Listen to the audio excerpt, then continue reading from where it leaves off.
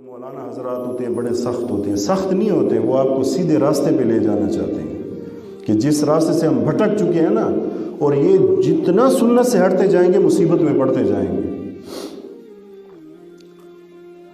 یار صاف بات ہے، اس لیے حضور نے حکم دیا کہ گھر والوں کو اتنا دو کہ ان کے لیے کافی ہو جائیں، 10 بندے ہیں، 15 ہیں، 20 ہیں، بس اتنا دو۔ باقیوں کو چاہیے کہ وہ وہاں پہ ڈیرے جما کے نہ بیٹھے، انتظار میں نہ بیٹھے، روٹی کھا کے جائیں گے۔ یہ باقیوں کے لیے بھی پیغام ہے کہ وہ نہ بیٹھے کہ وہ شرم کیسے ان کو بندوبست کرنا پڑے،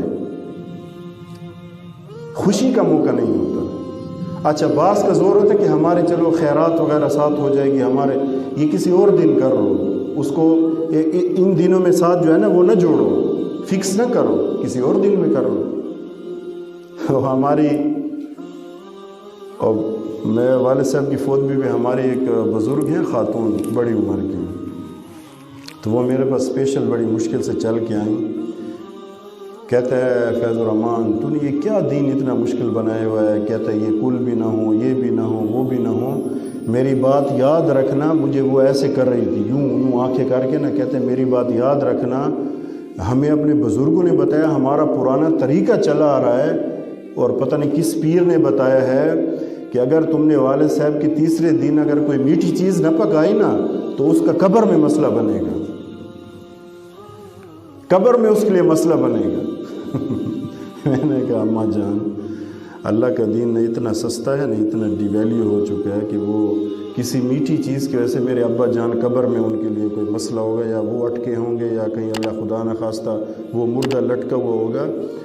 اگر وہ قبر میں مسئلہ بنے گا تو ان کے اپنے اعمال کی وجہ سے بنے گا، ان چیزوں کی سے نہیں بنتا۔ یہ دین اتنا کوئی ہلکا نہیں ہے کہ اگر کسی نے تیسرے دن کوئی میٹھی چیز نہ بنائی تو مردے کے لیے کوئی مسئلہ ہوگا۔ مجھے ہنسی بڑی آئی، میں بہت ہنسا اس وقت۔ ان کو تھوڑا سا وہ جو بزرگ ہیں نا خاتونوں کو تھوڑا سا غصہ کہ تم ہر بات ہماری باتوں کو تم یہ دین ہی نہیں سمجھتے، پتہ نہیں تم کیسے مولوی ہو، نئی نئی باتیں۔ میں نے کہا نئی باتیں نہیں ہیں، یہ 1400 سال پرانی باتیں ہیں۔ یہ ہم نے رسومات اپنے اوپر اتنے سوار کر لیے ہیں نا، بدعات میں اتنا دب چکے ہیں نا کہ ہمیں اب یہ نئی باتیں لگتے ہیں۔ اور اس موقع میں نے پڑھا انا للہ و انا الیہ راجعون، پڑھنا تو اس موقع پہ چاہیے نا کہ یہ نئی نئی کون سی باتیں کر رہے ہو۔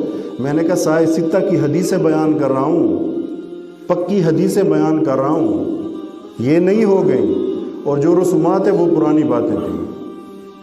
انا للہ پڑھنی چاہیے نا اس موقع پہ، کہ یہاں تک ہماری ذہنیت پہنچ گئی ہے کہ اگر کوئی سنت طریقہ بتاؤ تو کہتے ہیں نئی نئی باتیں کہاں سے کر رہے ہو۔ اس قدر بدعتی لوگوں نے محنت کی، اس قدر محنت کی انہوں نے کہ وہ جو سنت ہے نا وہ نئی بات لگتی ہے۔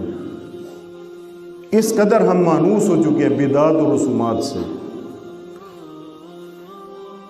تو اس لیے کہ یہ جو کھانا ہے، یہ جو مرض ہے، اس موقع پہ باقاعدہ 3 دن تک کھانا چلتا رہتا ہے، 2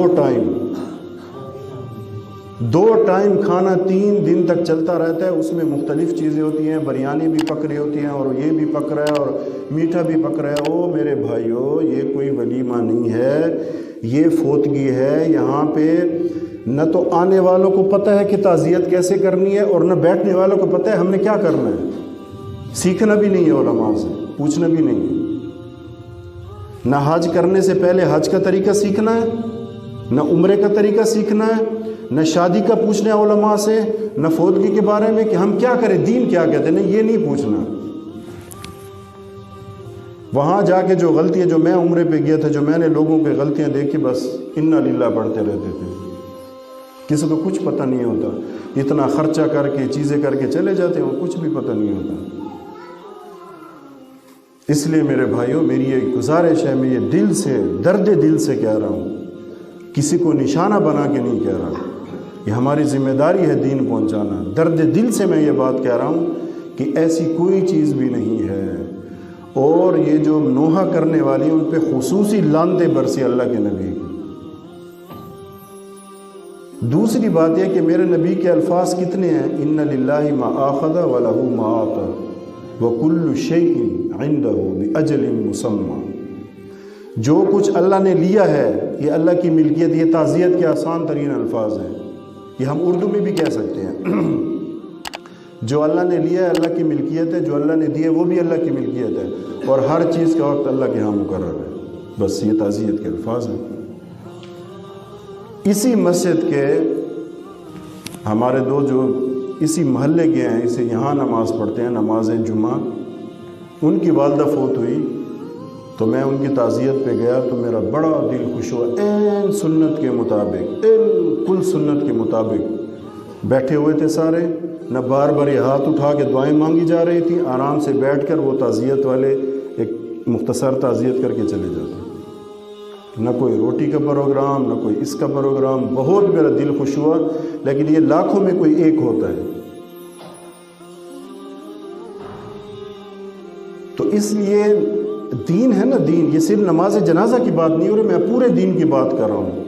ہمارے جتنے خوشی کے موقع ہیں، غم کے موقع، علماء سے پوچھیں، تھوڑی سی تکلیف کریں۔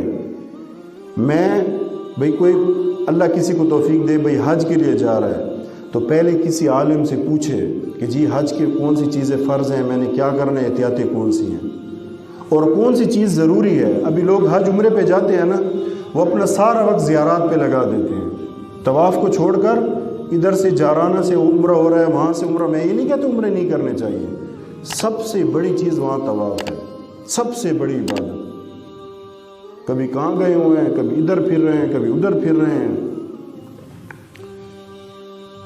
تو پوچھ کر، علماء سے پوچھ کر، تکلیف کر کے ان سے پوچھ کے جائیں تو پھر اس کا پورا فائدہ ہوتا ہے۔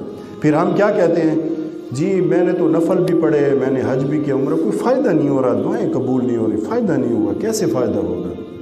اللہ تو بڑی کریم ذات ہے، لیکن اسی کریم ہستی نے اپنے نبی کو بھیج کر سب کچھ بتا دیا کہ نہیں؟ سب کچھ کلیئر کر دیا۔